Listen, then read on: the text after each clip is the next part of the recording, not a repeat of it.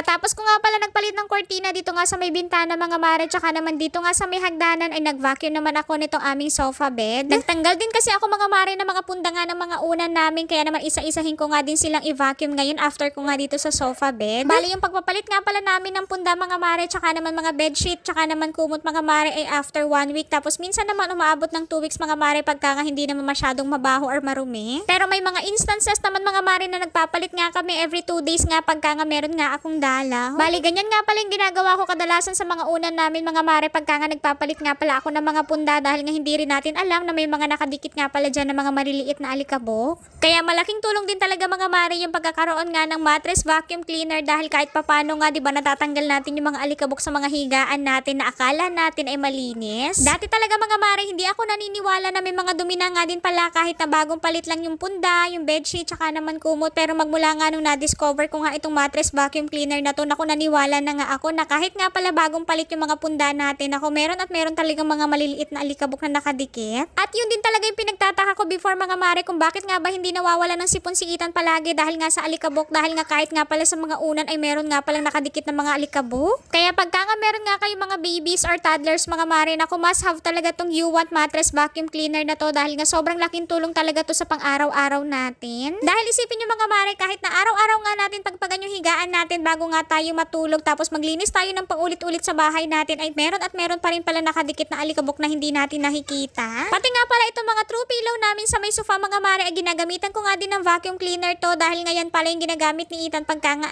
araw. Kahit nga pala itong comforter na ginagamit namin pang kumot mga mare ay binavacuum ko nga din to pagka nga nagbabacuum nga ako ng mga unan namin, tsaka naman itong sofa bed. Kaya masasabi ko din talaga mga mare na sobrang sulit na nga din itong mattress vacuum cleaner na to, dahil nga sobrang gamit na gamit ko nga rin. At isa pa nga sa nagustuhan ko dito sa ginagamit ko nga na You Want vacuum cleaner mga mare, dahil nga napakahaba nga ng cord nito, kaya naman hindi na nga natin kailangan pa ng extension. May UV sterilization na nga din pala to mga mare, kaya naman makakasiguro kayo na malinis talaga mga mare at tanggal talaga yung mga germs dito pagka nga ginamitan nyo nga nitong You Want mattress vacuum cleaner. Anyways mga mare, ganito nga pala kadami yung nakuha ko nga na alikabok dito nga pala sa mga unan namin, sa sofa bed namin, tsaka naman dito sa aming comforter. Grabe mga mare, every time nagagamitin ko talaga tong You Want mattress vacuum cleaner na to, naku talaga nagugulat na lang talaga ako sa mga nahihigop nito na mga alikabok. Dahil sobrang pino talaga ng mga alikabok na nakukuha niya mga mare, at sobrang nakakagulat talaga dahil nga hindi natin yung nakikita. Pagkatapos ko nga mag-vacuum dito nga sa aming higaan mga mare ay naglatag na nga din pala ako dito. At para nga mapakita ko nga din sa inyo mga mare kung paano nga din pa yung setup ng higaan namin. Kita nyo naman itong mag-ama mga mare, at kanina pa nga nag-aantay sa akin dito at napakatagal ko nga daw maglatag ng higaan. Huwag ko na nga daw ayusin mabuti itong higaan namin mga mare, dahil nga pagka nga humiga na nga daw sila ay matatanggal din naman daw yung sapin neto. Pero syempre mga mare, dahil nga naka-video nga tayo, kaya naman kailangan natin to ayusin ng mas maayos talaga, at para nga mapakita ko nga din sa video ng mas maganda.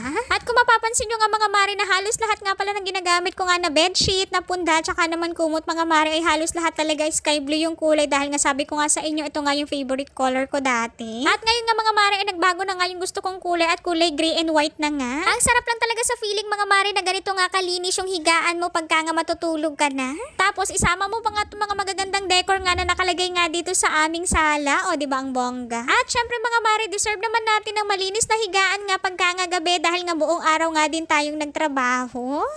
Siya, yun lang muna. See you on my next vlogs.